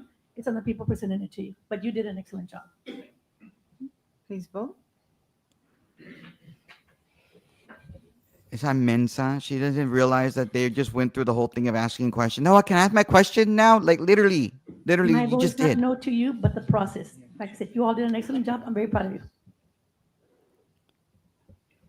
Motion fails, 3 yes, 3 no, and 1 abstention. Next item. And that's it. Item 2, recommend approval to We're good. authorize. That's it. I just, it's an amazing thing that just happened, or not just happened, because it happened on Thursday. But the fact that you had La Golden Girl, after all those things, and asking her questions and studying it for 2 days, and apparently, I guess, never asked her questions to the board, to administration or the attorney, that she had to abstain on a vote. I mean, does she not comprehend what she just did? I mean, she's an expert, right? She's an expert in human resources and everything and anything. Why did she abstain? She didn't give a reason. And by the way, can we please, can Daniela please do something about Minerva constantly talking while voting is taking place? When voting is taking place, shut up. Don't try to impose your statements on while the voting's taking place. Shut up. We don't allow candidates to go into the election booth with you while you're voting, right? It's the same thing with her. Like, shut her up. It's you have a gavel, right? There's like a little thing with a little stick that you hold, and it's right in front of you, Daniela. Use the damn thing. It's not complicated. I mean, just shut her up when, so she's not talking while people are voting. We don't need to know your reasoning as to why you voted a certain way. We all know why. Now, maybe you can allow for that after somebody votes, after the voting is done. You can say, hey, I want to make a statement as to why I voted a certain way. That might be okay, but not while the voting is taking place. Frankie, what are your thoughts? Interesting take, man. Interesting take. It's interesting. Again, it seems as if we are starting to see Goliath slowly falling down. The school district has been snared in controversy, allegations of corruption, a former board member. Now you have a sitting board member stating that he has audio, information, making allegations that his own colleagues on the school board are taking money under the table. Essentially, what he's doing is he's alleging corruption. Now, we have talked about the delicacy that famous word has, but now for someone such as Carlos Elizondo to throw that out there is very, very alarming, Roman. Now, who's to say that he doesn't have this information? Because again, we have seen how he previously released audio of a former city commissioner with damning evidence. Why is he holding on to this? Why is he waiting? Is he waiting for the perfect moment? We had Reggie James allude to the fact that Carlos is wanting to bring on a certain vendor that deals with insurance. Is he pushing for Minerva, Frank, Golden Girl to hire them to render services to the school district moving forward? Because according to the Golden Girl, according to Frank, they want to go for RFQs as soon as possible. This is a big cluster, Roman, of epic proportions. Again, you have a community, Roman, that I'll dare and say it, has no faith. Has no faith in the board. They have no faith in BISD. We have seen that through action. We have seen that how the community is resorting to the charter schools. Again, it doesn't help that we've had these serious allegations being thrown out. Again, we always had this idea, Roman, that this is something common, very common. And everyone says, oh, whenever you think of politicians, especially those that aren't getting paid, so to speak, well, are they corrupt? Do they take money under the table? Many people have that illusion. Now, based on what Carlos Elizondo has stated and the possible proof that he has, does this solidify without a doubt that these people are tainted? So one person is alleging that he has other people on the take. Denise Garza is alluding to, well, you, Carlos, or possibly someone else is tainting the process to make sure that certain vendors have all the information needed to be the ones selected. This is not a good look, Roman. You can tell that the superintendent was just like, get me out of here. This is bad PR. You do not want all this negative information being thrown out. And again, I was accused by Jessica Gonzalez when the superintendent just spoke to community members of, don't listen to the negative press on social media. Everyone looked around and says, oh, you just talked about closing of schools, 7 to 11 schools being closed. You're talking about negative posts on social media. That's Frankie Olivo. Now, again, for a board member to say these allegations, Roman, that's very troubling. This is something that TEA and the FBI will definitely start looking if they haven't started already. Yeah, I think they have. I mean, remember the argument for putting a seventh person on the board was because TA was already looking at the possibility of coming in because this was a dysfunctional board. There were ties. And now you thought, oh, we solved that problem by putting like Golden Girl in, and you just made probably the biggest tick other than the budget. This is probably the biggest issue that a school board does other than the budget. And she just decided, I'm just going to abstain. I'm just going to give up. I don't have all the information. I don't know why. Nobody knows why she abstained. Is it because she doesn't know how to vote because Carlos hasn't told her how to vote? Or maybe, I don't know. I have this nagging suspicion. I don't know why I have this suspicion. Again, no evidence whatsoever, just a suspicion based on what just happened there. It just seems to me like she's having conversations with Carlos because she seems to know about GOP. GOP because she has GOP on her brain. I don't know. She seems to be talking about that. She understood that. I have this feeling that Carlos has been pushing her, trying to get her to vote a certain way. And just because you abstained, just because you abstained and didn't vote the way Carlos's did, is not going to protect you, Golden Girl, from the possibility of getting interviewed by the three-letter agency to find out what happened. Why did you abstain? What was your reason? Because it just, if I'm the three-letter agency, I'm gonna look into this if I'm not already. Didn't your Theo go to the FBI at some point last year? Didn't he go? I vaguely remember your Theo saying something like that, at least to me, if not on the show. And those of you who watch the show, didn't Erasmo say he went to the FBI? He'd gone to the FBI. He has no problems going to the FBI when he gets information. So, I mean, this stuff has been going around for a while, and we need to stand up and vote no on this bond. Because if these guys can't handle the insurance vote, when you have the employee benefits committee coming and say, hey, we need this, we need to increase the premium. If these morons can't do that, you mean to tell me you're going to trust them with $460 million, close to $1 billion after all the insurance and pay? You're going to trust them? I don't trust them. Frankie, do you trust them? No, I don't. And you're absolutely right. One of the last major stories that Erasmo Castro and I had discussed and worked on was this idea of the FBI picking up a fellow board member. There were board members that denied these allegations. Erasmo was adamant that either someone got picked up or someone went to go speak with the FBI. Could it be in regards to this? Possibly.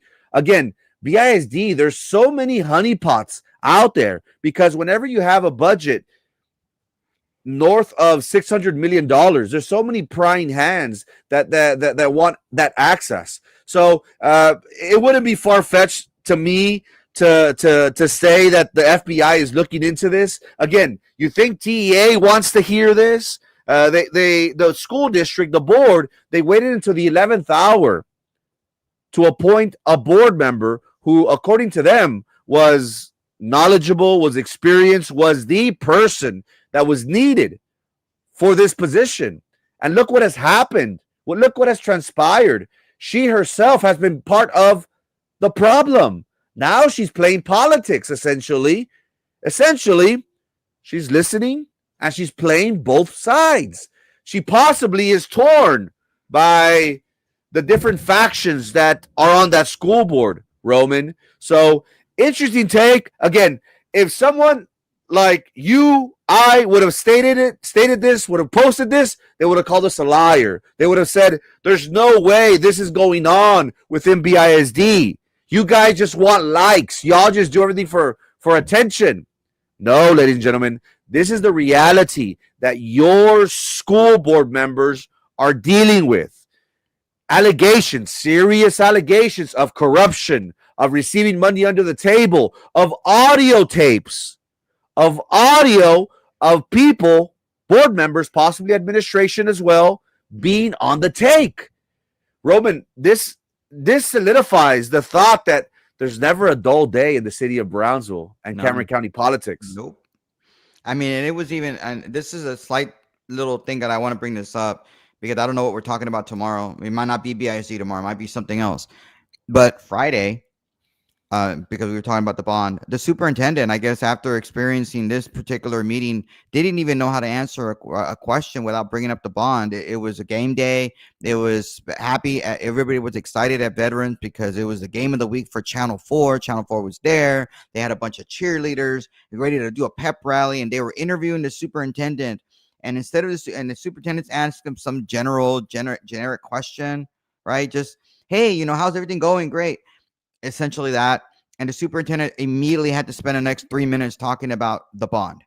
He couldn't read the room. He couldn't understand that it's supposed to be something exciting. He had to do politics. And I think that's just either he doesn't understand that it's not what you're supposed to do at the game of the week. Why was he talking about the bond? Is it because he knows that there's all this pressure on him to pass this bond? Because if he doesn't pass this bond, he doesn't know what he's going to be able to do for the district? Is he still shell-shocked from what happened Thursday night with the insurance? Because he knows that if they don't raise the premium, which they didn't do because it failed, that you're going to have to go more into the fund balance, have to go more into debt, or do whatever they need. They don't have the money. The school district is floundering. It's failing. And it's failing because of the leadership of Daniela Lopez Valdez by appointing a moron to be on the school board. It's failing because you have a moron golden girl on the school board who doesn't know what the hell is going on, doesn't know when she can ask questions, when not, spent allegedly 2 days studying and researching it for 2 days. By the way, Frankie, what do you think that research entailed? That she was there, she said 2 days, she nonstop. That was her main focus, was this particular item on the agenda. What did that research entail? Did it mean her going and talking to vendors with Carlos? Is that the research she was doing?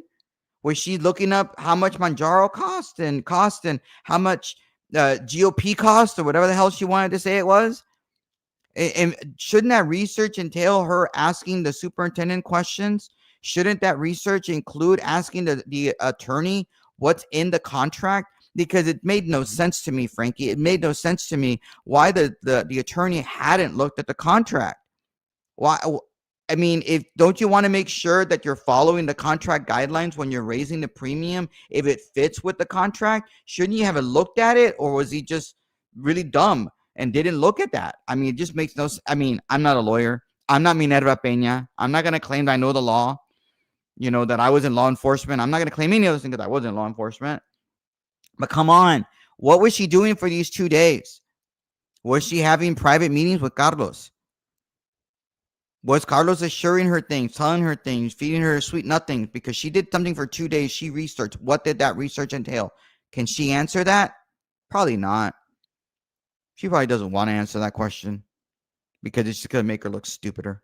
Yeah, and yes, I'm saying stupider because I want to sound stupid like these people on the school board, like the Golden Girl.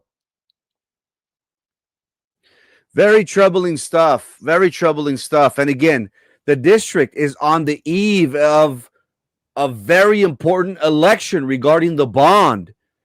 What's going to happen if the community votes no?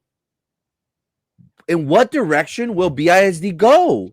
We already know with certainty that 7 to 11 schools, according to Dr. Chavez, are going to close. That's no ifs, ands, or buts about it. What's going to happen if they're not bailed out with $1 billion?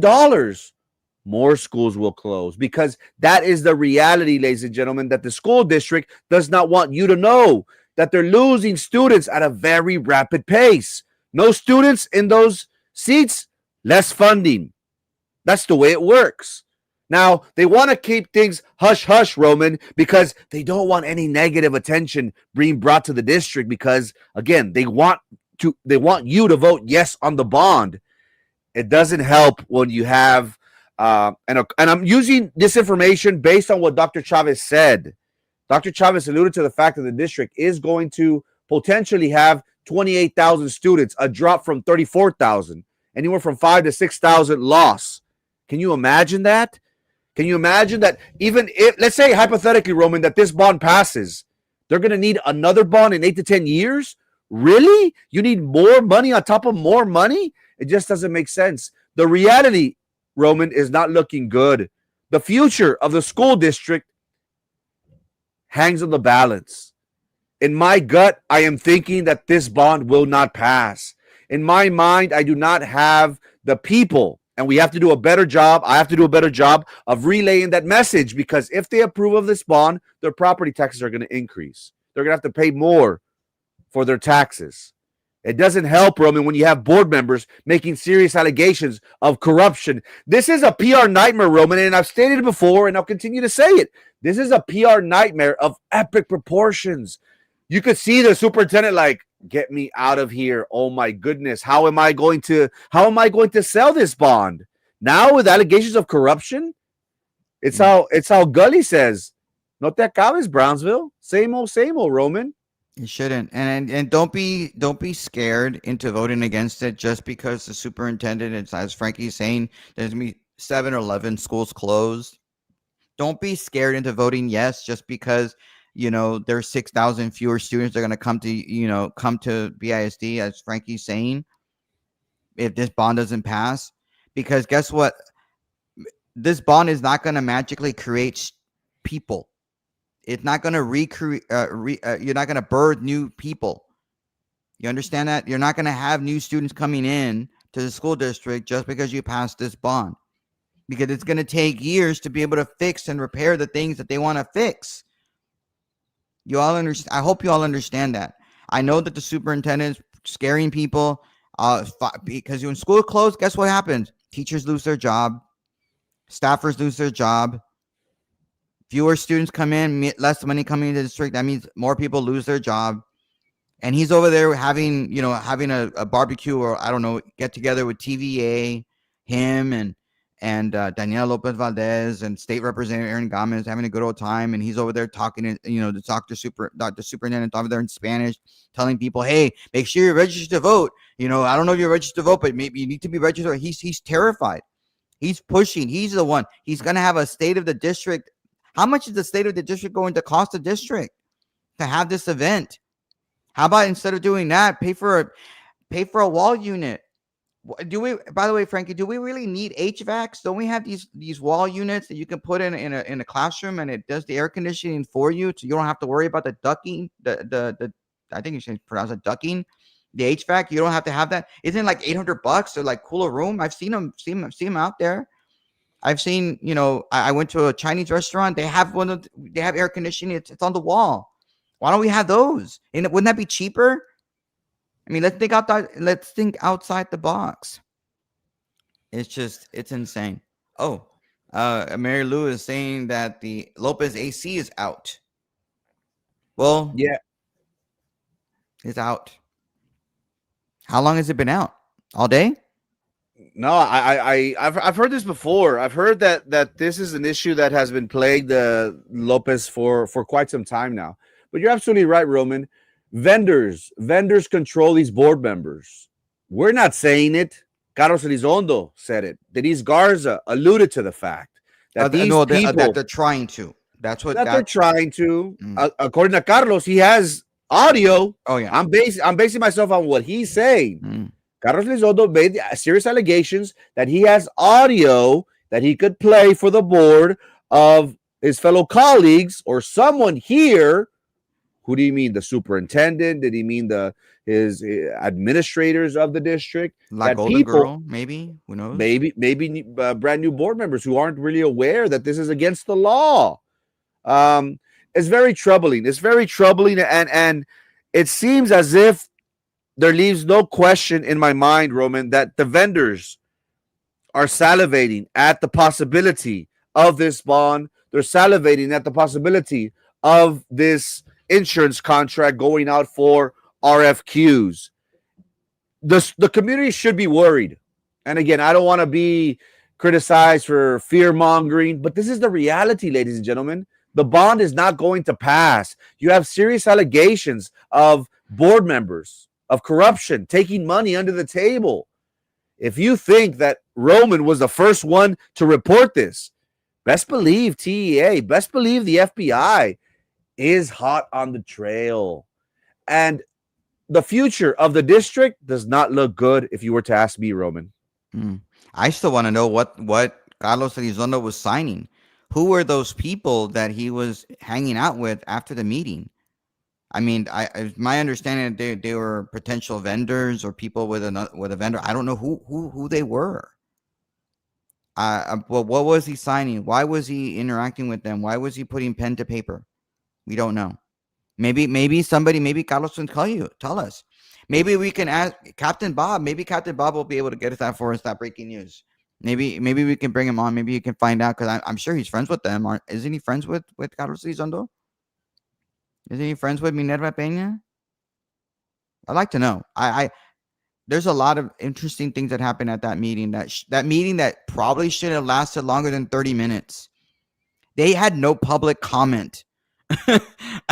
I mean, there was a football game to go watch, and they couldn't even go watch that football game on time because they were answering asinine questions from La Golden Girl, Minerva Peña, Carlos, and Frank.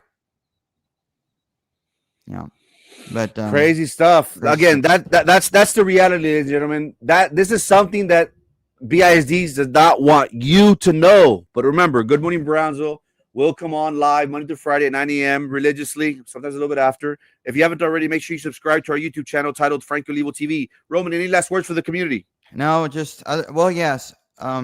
Please go out and vote no in that bond. Get your family and friends to vote no against this bond, because this meeting was very telling. And I'm not there to say bad things about Denise or Jessica for being on that board. I will say a lot about stupid stuff about Daniela because she can't control her board members. The bad board, well, she would probably proceed to be the bad board members. But this meeting was an example as to why we cannot trust them, why you need to vote against this bond, and hope that some of this corruption gets cleaned up somehow.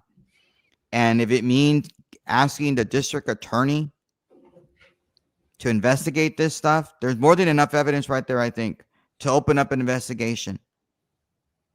Do we have to contact the district attorney's office? Do we have to get off this line right now and give him a call and say, hey, I need you to talk, investigate this stuff, figure out what's going on? He has a public corruption task force, does he not? Or did he get rid of that? Get that. We want to know. We want to know that you're doing something about this, district attorney, because this is insane. This is wrong. But vote no against this bond. That's my last thought for today. Ladies and gentlemen, if you haven't already, make sure you subscribe to our YouTube channel titled Frankie Olivo TV. Good Morning Brownsville will come on Monday to Friday, 9 a.m. religiously, sometimes a little bit after. My name is Frankie. This is Roman. Peace. Have a great Monday.